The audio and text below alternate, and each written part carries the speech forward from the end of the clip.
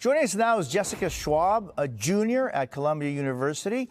Jessica, thank you for being with us this morning. You were there and you actually filmed when protesters broke into Hamilton Hall. You were there last night. Take us back to, well, that first series and then what you saw last night. Yeah, so I arrived at Hamilton Hall not really knowing what to expect until I saw a crowd accumulate, and then I saw students who were already inside Hamilton Hall. They seemed to have like sleeping bags or bags that made it seem as though they were going to be staying inside Hamilton Hall.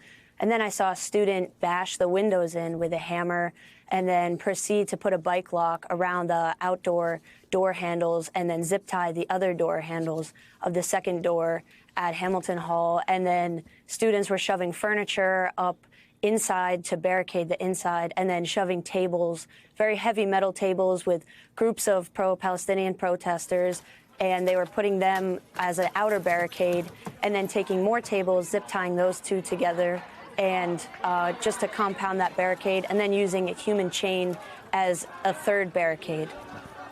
So, Jessica, a few times you said, I saw students breaking in, I saw students moving in. Are you certain that the ones that were actually breaking and entering were students? I noticed some of them were students. Their faces did look familiar. And there were certainly people there who were not students. They almost seemed like professional burglars, which made it even more scary because they don't have anything to lose. And so when you're dealing with a situation like that, there's so much unpredictability, and they don't care for the safety of the university or the sanctity of its property. So that just heightens the level of fear. Jessica, how do you feel at Columbia? Do you feel safe? Have you felt safe? Recently, this past week, I have not felt safe. It has been a very tense, very scary atmosphere. However, last night when I noticed that the tents had come down, it felt like I could finally breathe deeply again, knowing that there wasn't this constant space of animosity and, like I said, unpredictability about how people were going to view you if you weren't wearing a keffiyeh or if you weren't wearing a mask. And, you know, you should be allowed to wear whatever you'd like without being antagonized for your beliefs and have equal access to the spaces on campus that we all pay for. How do you feel? How do you process this as a student? You know, I mean, you're studying this the 15th of this May. We're 1st of May today. Some students are going to be graduating. What's it like?